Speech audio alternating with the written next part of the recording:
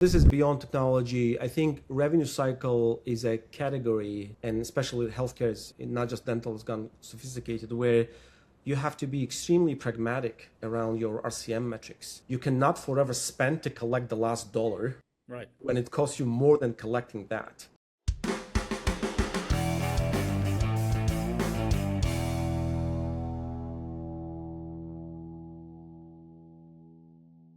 All right, everybody, welcome to the DSO Technology Show. Brian Kaleo here. I'm also here with Matt McGaugh, and we've got a really good segment today. Good friend of mine that I've known for a very, very long time with a terrific organization called Zentist, Otto Kasymov here. Otto, welcome to the show. Good to have you here today.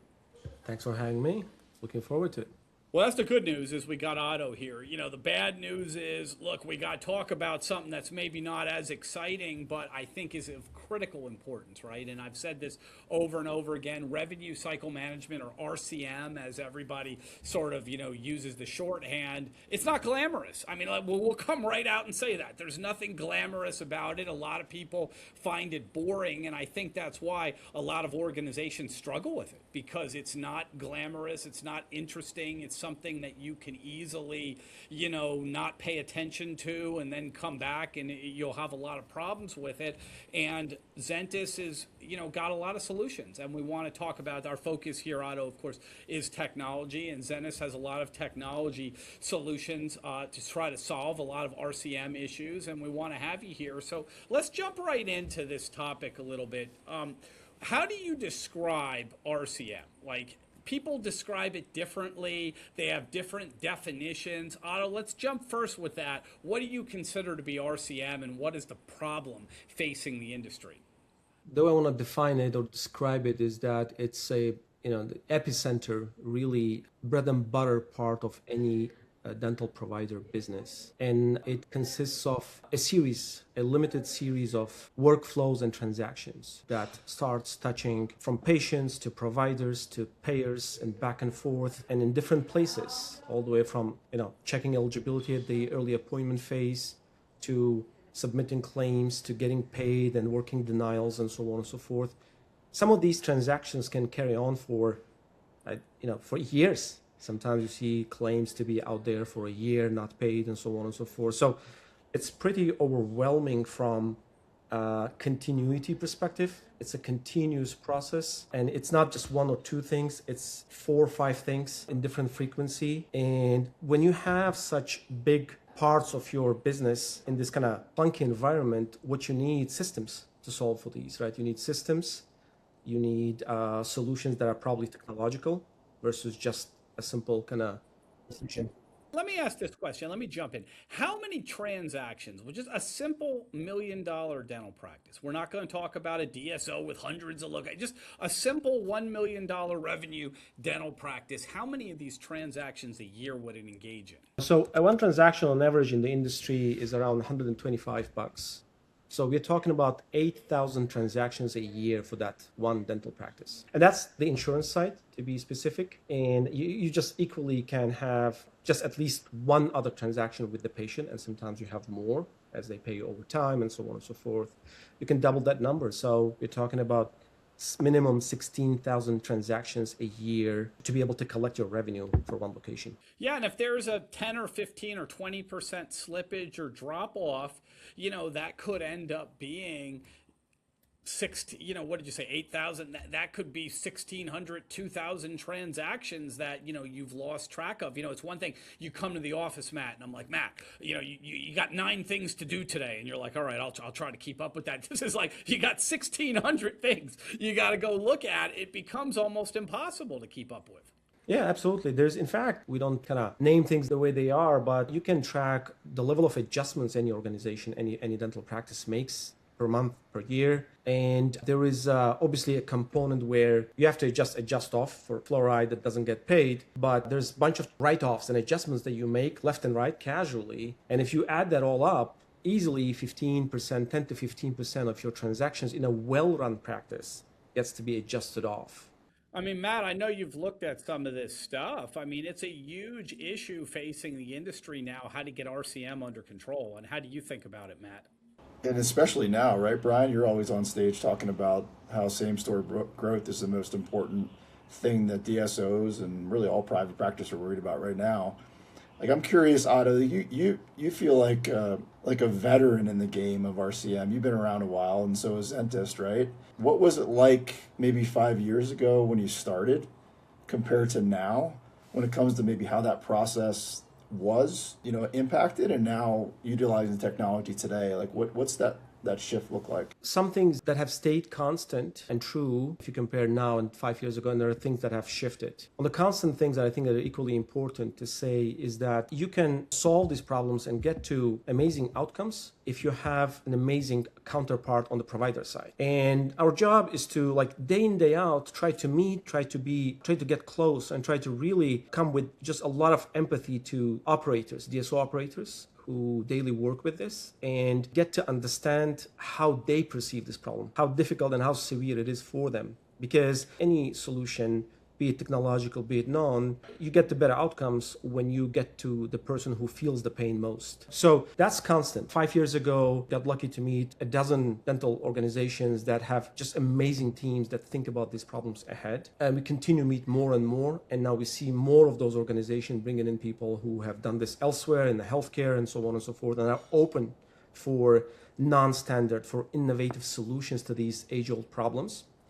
But on the contrast, coming back to your question, the shift has been definitely for the past 4 or 5 years, technology has progressed significantly, right? Like, one big thing that across the board, not just Zentist, but across the board organizations use as an example is traditional RPA, robotic process automation technology. 5 years ago, it was almost unheard of in the dental industry. Now, every group, every entity, every vendor really leverages it at maximum to get the benefits out to providers and their patients. So there is definitely a better utilization of this tech, and the more affordable, the more universal, and the more ubiquitous they have come. Obviously, all of us read a little bit about what this newer generation of technology, agentic stuff can do, agentic RPA can do.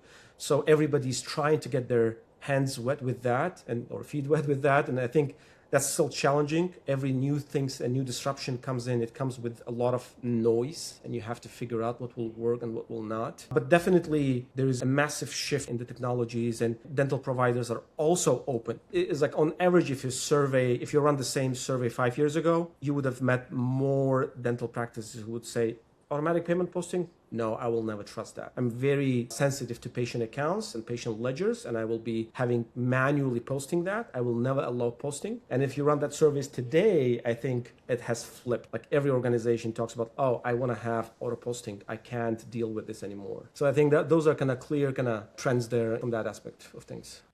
This is kind of tricky, finding the right balance with RCM. What I've learned about it is you want to maximize 100% of your insurance dollars, your collection, but you have to do that, Otto, in a cost-effective manner, because you can say, hey, I'm maximizing everything, but I hired 20 new people, and your overhead skyrockets, and you can you can have weird things, right? You can have a longer RCM cycle, but you've got 100% of collections, and maybe that's not ideal, but you're like, we're collecting our money. Or you can say, we got a short cycle, but we're collecting 62%. And that's misleading, because it's nice that you got a short cycle, but you're not collecting. You'd rather have the longer cycle at 100% than the shorter cycle with the 38% write-offs. And if you don't do it the right way, you can spend so much money that you're sort of offsetting any benefit because you hired all these additional people. So how do you approach that? This is beyond technology. I think revenue cycle is a category, and especially with healthcare, is not just dental, has gone sophisticated, where you have to be extremely pragmatic around your RCM metrics. You cannot forever spend to collect the last dollar, right, when it costs you more than collecting that. Actually, adopting that philosophy, that strategy in the dental segment is not easy, because people quickly confuse towards no, I have to be collecting, I have to be keeping these claims open forever, for example, the other extreme, and then it's just fake. It's not real accounts receivable anymore. You have to be realistic about those things. So the way you do this is extremely metrics-driven business. One thing that helps for organizations is to centralize, right? If you centralize, then that's where you have a blended but a real view into what's happening, what it costs you to collect. There are benchmarks out there that tell you, okay, what organizations are spending. If you look into a non-consolidated side of the market, people run costs all the way to from 3 to 6 to 7% to collect a typical, $6-7 to collect $100. That's unheard. That's crazy. That's very expensive. On the DSO side, organizations have started sharing their benchmarks. We see them often. 5 years ago, the trailing was around 2.5%. Right now, people are really putting for the moonshot that it should be under 1% to collect this revenue. It's possible, but under 1% for under, $100. yeah, Yep. but it takes a lot. It's like, obviously, there are probably exceptions rather than rules right now. Largest few organizations out there do an amazing job and really trail and converge toward 1%. But I think smaller groups that are growing fast and have amazingly smart, technology-driven operators in place, they've been thinking about this. They've been asking these questions as to, okay, I'm at 1.8% right now. I need to know how competitive I am versus others. What can I do more? Which part of the RCM I should touch and improve, and so on and so forth. So that what kind of opens up this idea of like figuring out and compartmentalize these big area to see where you can optimize, so they can all in all kind of converge towards 1.5%. So I think there are tactical metrics. Coming back to your question, you have to be looking at your AR in a healthy way. What's your 90% plus, and you don't have to be chasing everything on the earth, but also you don't want to over optimize, as you mentioned. Oh, I have an amazing day sales outstanding. Don't kid yourself. Like sometimes you don't get paid real time in 15 days, and you have to be expanding the days sales outstanding so you have collection ratios in a better place. And then one other thing that matters here is that in the dental space, it's on the surface, many people talk about it, not too difficult, but collection ratio is when you're looking at basically what you have collected versus your adjusted production, or your estimated to the best knowledge production.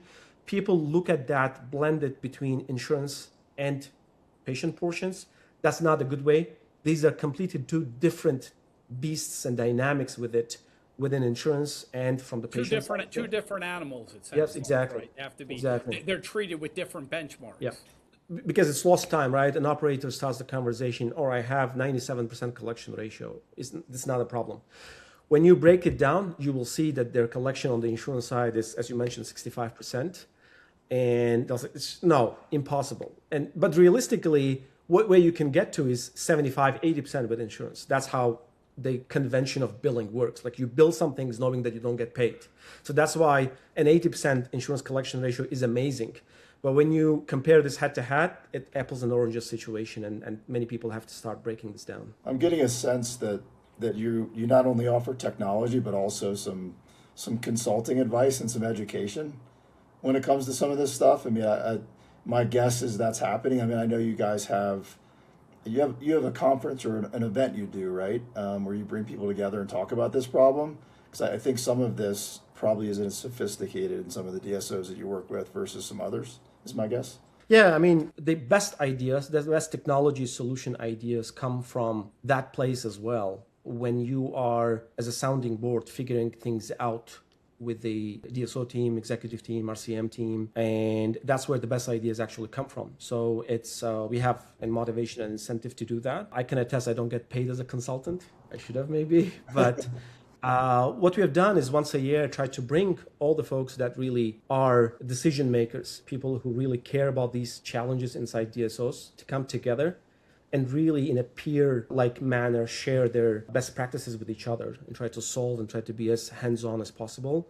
And at the same time, it's just like when you meet people in person, there's just like so much more that comes out of that. Networking, best practices, sharing what has worked here and there, benchmarks and things like that. So it has been extremely rewarding for all of us to get together once a year. And we're looking forward to the next one, August 31st in Nashville. Well, they got a really good, Matt, keynote speaker at that event. I don't know if you've heard of that. The keynote speaker at the RCM boot camp, I heard, is outstanding. So everybody will just have to wait and sort of check out that agenda. But Otto, part of what we do on this show is we walk through the actual solution. And you've been so gracious. You kind of told us a little bit about the history of RCM and some of the metrics, and all that was really, really helpful. I learned a few things just listening to you just now. But tell us about your solution, because we hear a little bit to talk about it. Maybe give us sort of a case study, if you will, or even if you don't want to mention names, just a rough, like, what would it be like you enter an organization and this is what you encounter, and then they're sort of using your solution, and this is kind of what happens and what the results are. Can you do that? Yeah, absolutely. Absolutely. So, look, as I mentioned, RCM being such a it's a massive part of the business. In the beginnings, we had to think of solutions in pieces. And that actually became easier to distribute and easier for adoption purposes as well. Instead of trying to have an all-in solution that solves all of them, we intentionally broke things apart and said, why don't we start with, say, we don't go to eligibility verification and claim submissions, and we start with bank reconciliation, remittance data, which is EOB and ERA, and then payment posting, and just like stick our guns there and try to deliver impact that could turn into business ROI to these DSOs. So we started off that way, where we, Zentist to be known for automatic payment posting, which includes automatic bank reconciliation.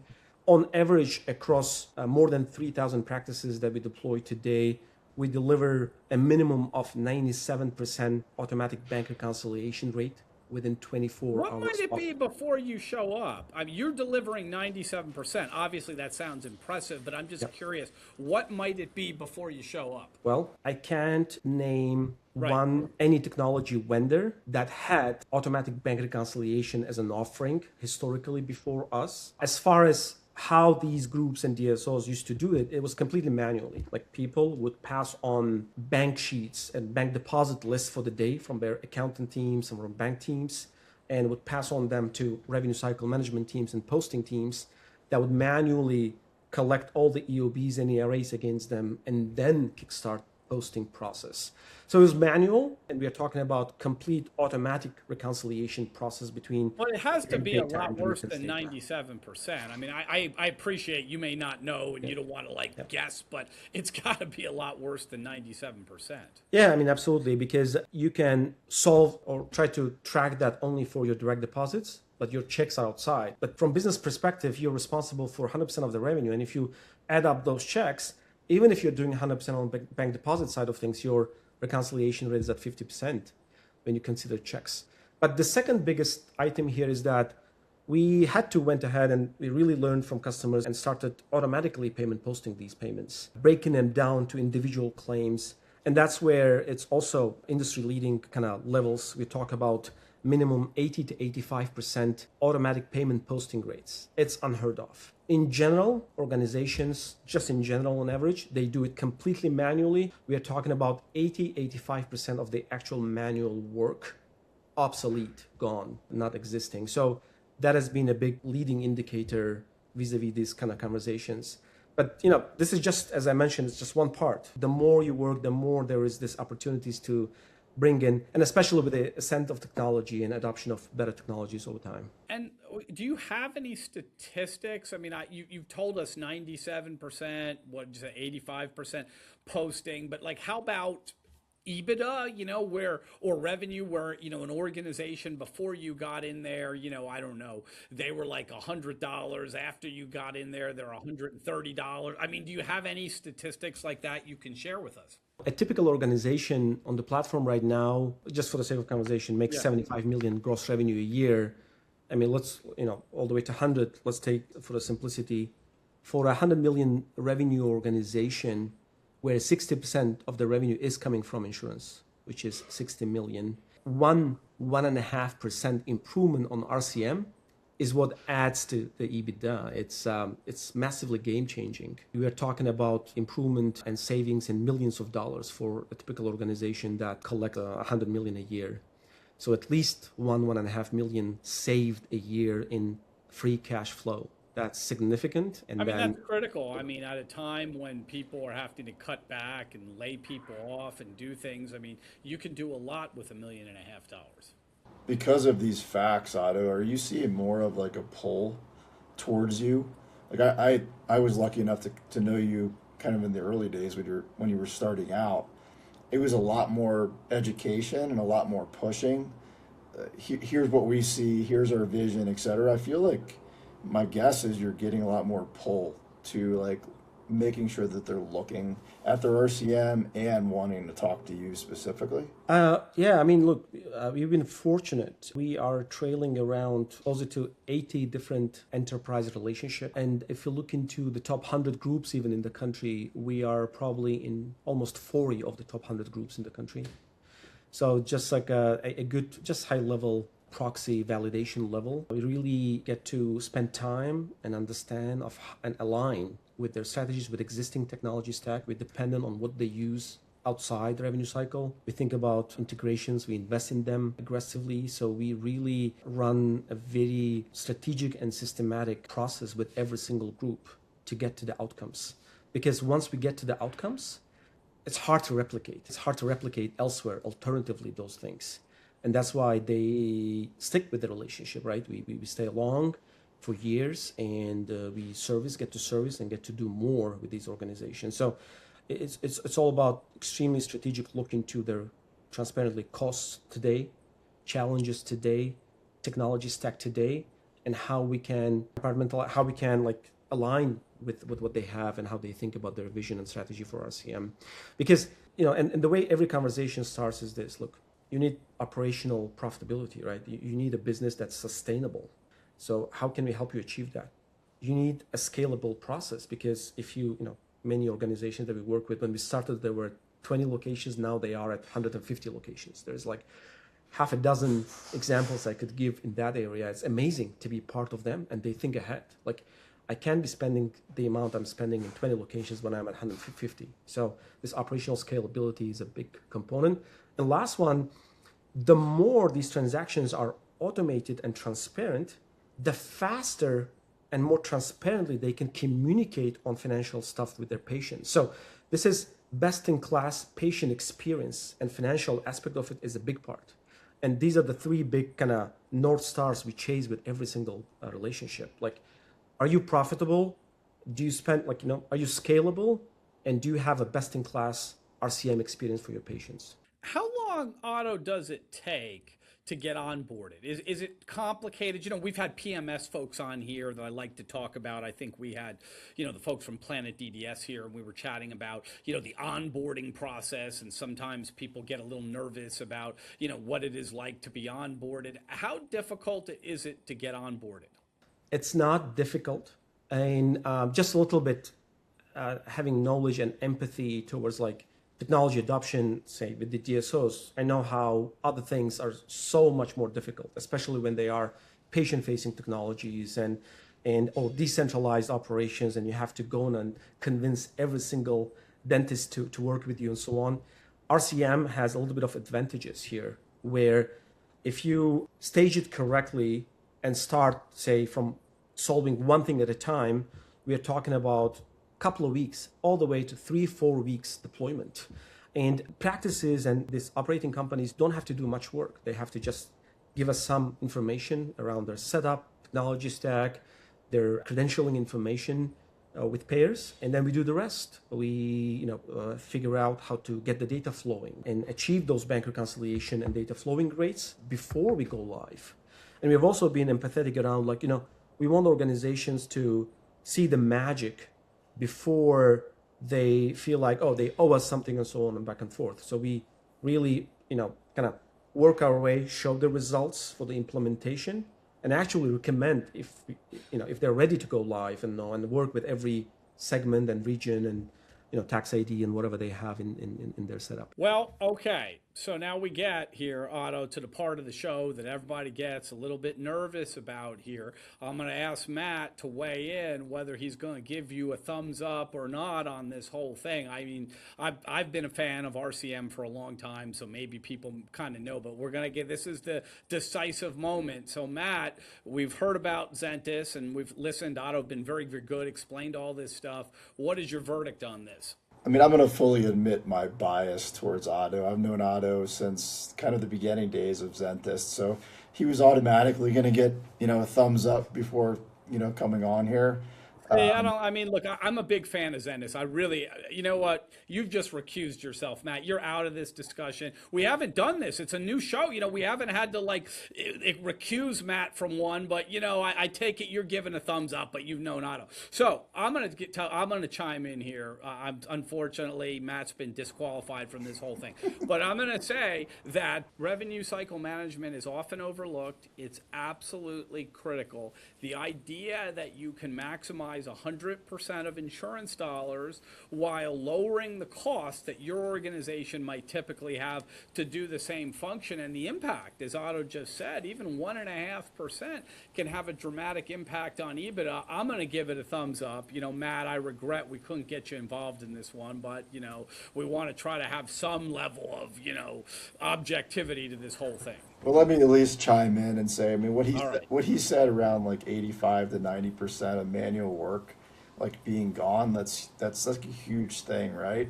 Ultimately, teams in the RCM side of the business, as DSOs scale, those teams are staying the same or reducing. And I just think if a DSO is listening to this, considering investing their time in RCM technology, make sure you do the appropriate vetting to evaluate, making sure founders and companies have been around and they have funding, like Zentist does and has a lot of experience working with those top DSOs. So I'll just say that, Brian, just making sure that everybody listens and vets and make sure to have a conversation with the Zentist team if they're going to, implement an RCM tech. Yeah, no, it definitely has to be part of the discussion. Like I said, nobody has to do business with anybody on the show, but we only put people here that we think are really legitimate solutions. And you definitely, if you're looking at RCM, you got to at least make a phone call and explore things. But Otto, before we sort of wrap this up, anything new on the horizon with Zentist? New features, new things you want to chat about before we wrap up real quick? Yeah, I mean, some of the things I was mentioning to Matt earlier, two things stand out. Number one is that you may be surprised, but still 70 to 80% of insurance reimbursements come back via paper checks in the industry. This is industry average, and DSOs are in a much better place. So we have actually taken that on a priority and thinking about a full automated check reconciliation process, digitization process. Basically, instead of taking it to the bank and then posting EOBs manually, we're talking about directly uploading and clearing that check and sending to designated bank accounts, as well as automatically posting payments that represent those check payments. Because in many cases, providers choose and opt to stay with check payments with particular payers. That's important for cost optimization, for processing fee optimization perspective. The second bit here is that with RCM, you get a lot of exceptions that 10 to 15%, for example, in posting, where these are hard cases. People have to review and people have to call up insurance and figure out what happened. So this is just amazingly limited but perfect downstream use cases for agentic. So what we're talking about is having a super assistant for every user to say, okay, you know what? Go place a call to insurance and really figure out why this claim hasn't moved. You know what? Go figure out why this denial is so non-standard and doesn't explain what has happened. Go fetch in the document from the portal and so on. So there's this opportunity where instead of talking agentic for everything, bringing agentic to those edge cases and bringing it into a very intentional, assistant way to the users is the way we're thinking about it. I'm excited. Let's see. It's as usual with nothing that, great things that are built in life, just you don't get it right from first iteration. But if you are iterating fast enough and staying empathetic with the user and customer, that could go to amazing and magical places. And we're working on those too. Well, Otto, thank you for your time. If somebody is interested in Zentist, what's the best person or the best way to reach out? We have a small but amazing sales team that does an amazing representation. It's Vice President of Sales, Dalton Noderer, who you've many of you met over the conference of the past year. We have Sina Amiri, our Vice President for Business Development, who is a well-known contact in the industry. We're open for business anytime. Well, Otto, thanks so much for being here. On behalf of myself, my co-host Matt McGaugh, this has been the DSO Technology Show, and thanks again. We'll see you next time.